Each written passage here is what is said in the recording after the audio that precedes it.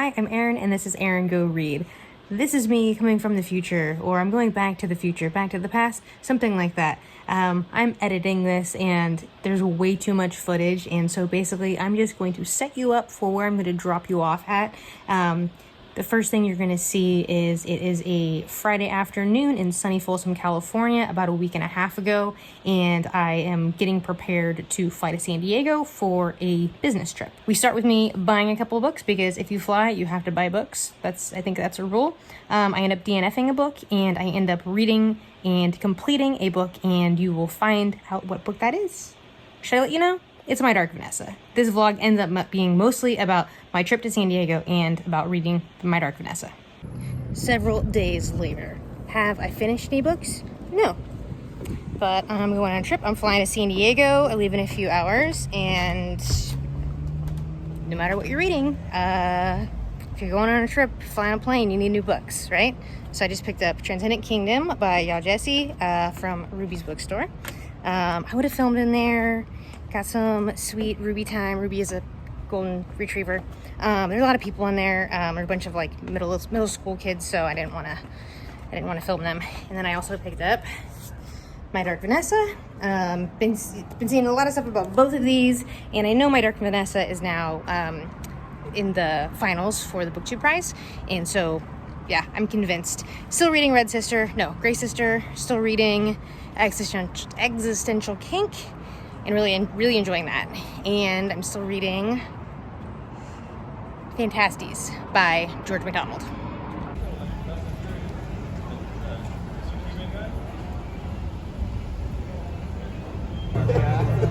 Nothing bonds men like a Lamborghini.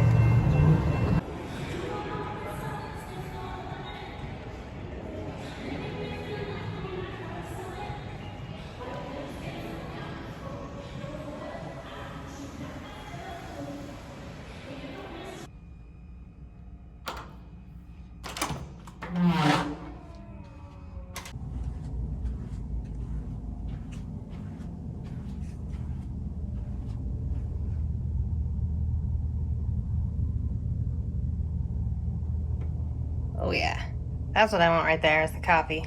Well, I'm in San Diego. I made it to my hotel room. We're at the Hard Rock. I'm just staying for a night, all day business stuff tomorrow.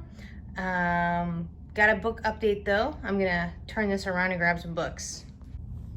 So most of the way here on the plane, I was reading Grey Sister, and I'm maybe a third of the way into it, and I'm just not feeling it. I'm feeling like a little bit slumpy, and part of it is just I don't have that much time to read. But because of that, I would really want to be into what I'm reading, and I'm just not. So I went ahead and started my Dark Vanessa by Kate Elizabeth Russel. So this is, I know it's one of the books, I believe it's nominated for the Women's Prize, but also for the BookTube Prize. It's one of the finalists. And I'd finally heard so many people talk about it, and it's really kind of piqued my interest. And so they had it at Ruby's Books, so I picked it up, and I've just kind of started it. We have two timelines, so it starts in 2017, where we're kind of right in the thick of the Me Too movement, and our Vanessa is in contact with this former teacher of hers, who we know, just based on the premise of the book, had a relationship with this high school, boarding school teacher of hers. And there's accusations about contact that he had with another student. And so that's kind of what's happening in the present, but then we're going back to 2000 as she is a sophomore and beginning school at this boarding school as a 15-year-old, and just the start of their relationship. So I'm very, very early on in it. Let's see, where am I? Yeah, I'm on page 22. So very early on. I'm really tired. It's 9:45. It's been a super long day. Had a full regular work day today, workout, all of that, and then showered, got ready to go for my 7:30 flight. So yeah, here I am in my cool hotel that I'm basically just gonna sleep in for the night, and then I'm just gonna be, I don't even know actually where I'm going tomorrow other than somewhere in this hotel, meeting my business coach and his team and the other people like me who are gonna do this deep dive. So yeah, I'm just gonna read some of my Dark Vanessa, hydrate a little bit after that flight, and go to bed. Good morning from beautiful and sunny San Diego. I made kind of a classic Erin boo-boo this morning, but it actually really worked out in my favor. So I'm terrible with like times and dates and just getting things wrong. I think that I know the date of something or the time of something, and I end up being wrong.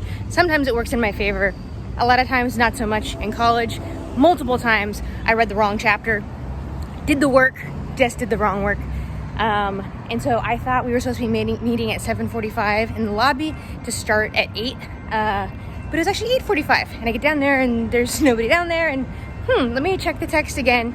So I have extra time. So I'm just outside. So we're right on Harbor Boulevard. The convention center is directly to me. The water is behind that.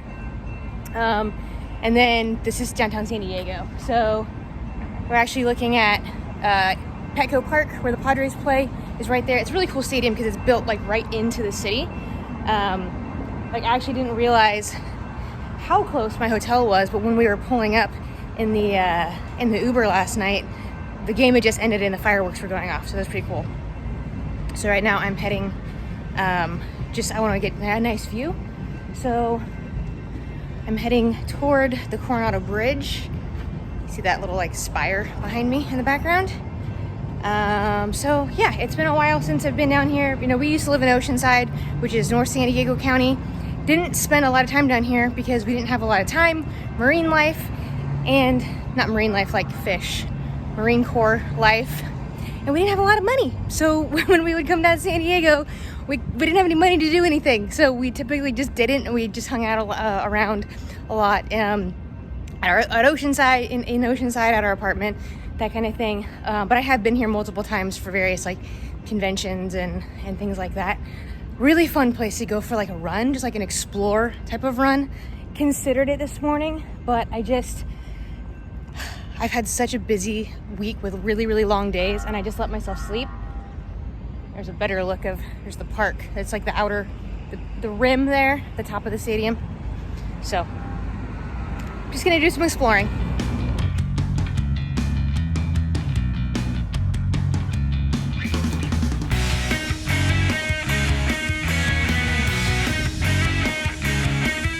That is a really cool boat. Wooden, next to all these white modern boats.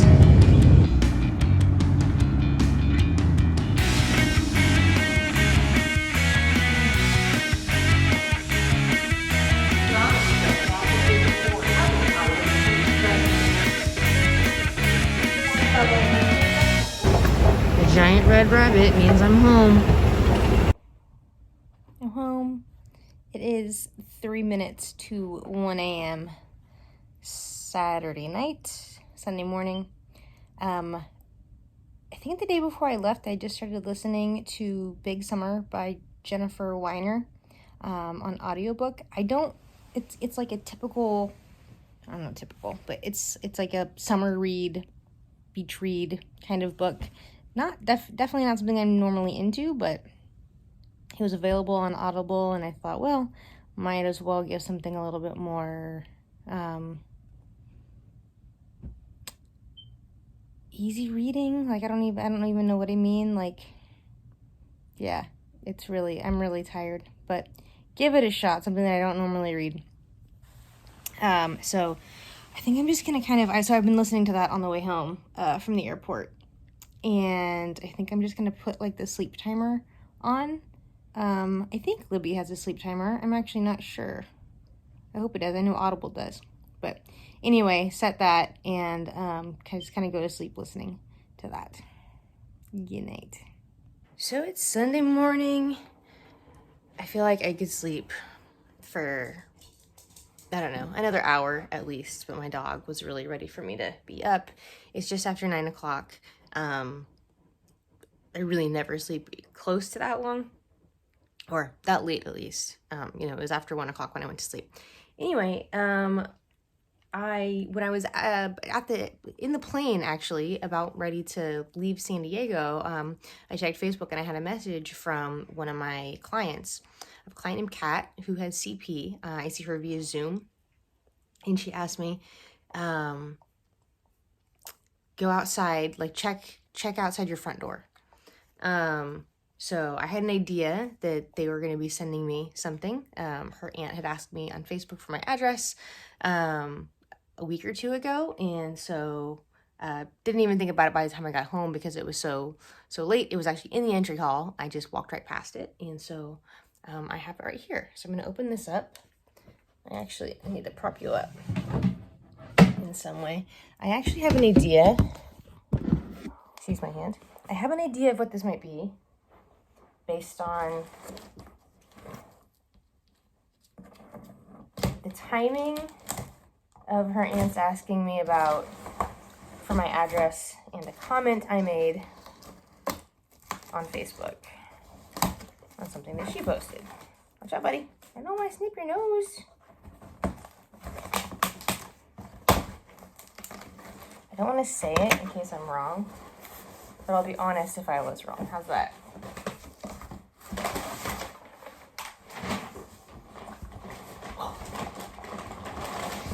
Oh, I was right.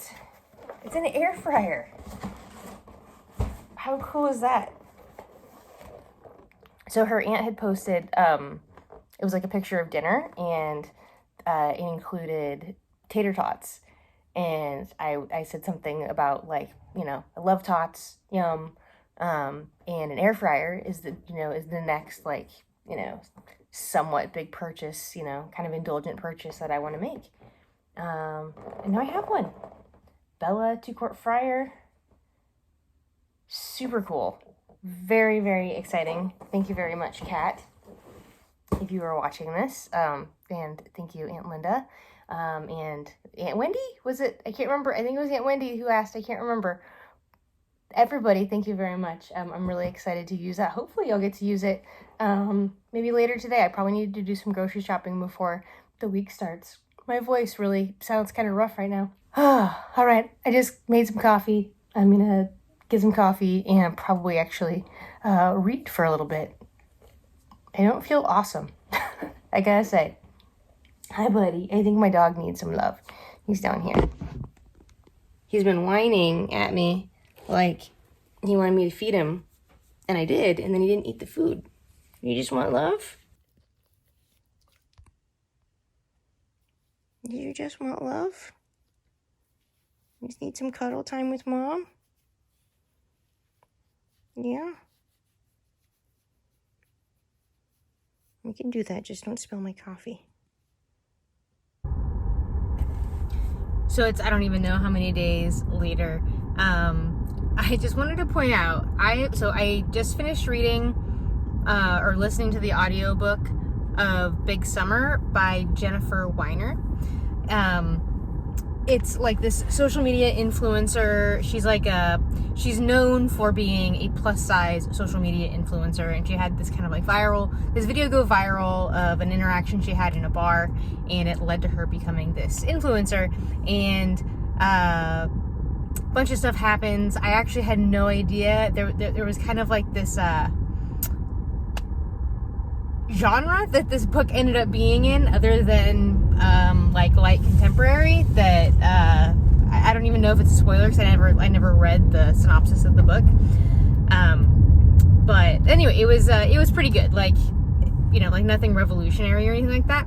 But in the same day as I was reading that book and also reading Dark Vanessa, which I'm about 2/3 to 3/4 of the way through, the word funicular was used. So like twice in the same day. So at first, I think I read it in Dark Vanessa first, and I was like, what's a funicular? And then I didn't look it up, but then later on I hear it in that audiobook the same day, and I was like, all right, I have to look this up. Now I'm listening to All the Devils Are Here by Louise Penny, number 16, I believe, in the Armand Gamache series, and there's a funicular. It's basically an outdoor elevator, like a a train version of a tram, kind of, that takes you like up a big hill or something like that. Funicular. Who knew? So I might as well update you on my Dark Vanessa since I'm talking to you. So it's such a good book. One thing I was thinking about the writing last night or this morning, and I just feel really confident in, I can't think of the author's name. I just feel really confident in her writing. Like, I'm not thinking about the writing all that much. It's not like overly beautiful prose or anything like that, but it's not getting in my way at all. And I'm really just able to be really steeped in the story, and particularly the character of Vanessa. And so we're following these kind of dual timelines of back when she's had this relationship as a teenager with this teacher, and then the fallout from when he's been accused several years later by other girls. And I'm just really enjoying how she's crafted the story. And yeah, I just feel really safe in her hands. I don't know how else to put it other than that. But happy to be listening to another Armand Gamache. The next number 17 just came out, and I saw via a Instagram story from Ruby's Books, my local independent bookstore. They are holding a copy of the new book for me. So I'll listen to All the Devils Are Here on audiobook, and then I'll probably read the physical copy of, I don't even know what the next one is called. It was a colorful cover. That's all I noticed. But it's weird to be like caught up enough to actually even care that there's a new book out. So I'm excited to get this one. Well, not excited to get it finished, but excited to be reading number 16 so I can kind of be part of the new release, I suppose. That's all for now. So I want to wrap up my thoughts on my Dark Vanessa. I finished this yesterday, and I really, really love this book. I think it's probably the most compelling and thought-provoking book I've read this year. I was telling my sister about it, and one of the things that I think struck me maybe differently than it would most people is that our main character, Vanessa, is 15 at the time that she believes she falls in love with her teacher. And I fell in love at 15 years old. My late husband and I were high school sweethearts. We were 14 and 15 on our first date. And so when I read a character who falls in love, and the love that you experience, the romantic love that you experience at that age is very different, I think, than the way you experience it when you're older and more mature, but it is nonetheless love. Maybe not in every case, but I definitely experienced, true love at that age. And that's what she believes that she experienced. It actually reminded me of like one of the criticisms of the Twilight books. Weird comparison I'm making, although actually not that weird considering that Edward was a vampire and he was like hundreds of years old, so actually kind of similar in that vein. But one of the criticisms was like how quickly, what's her name?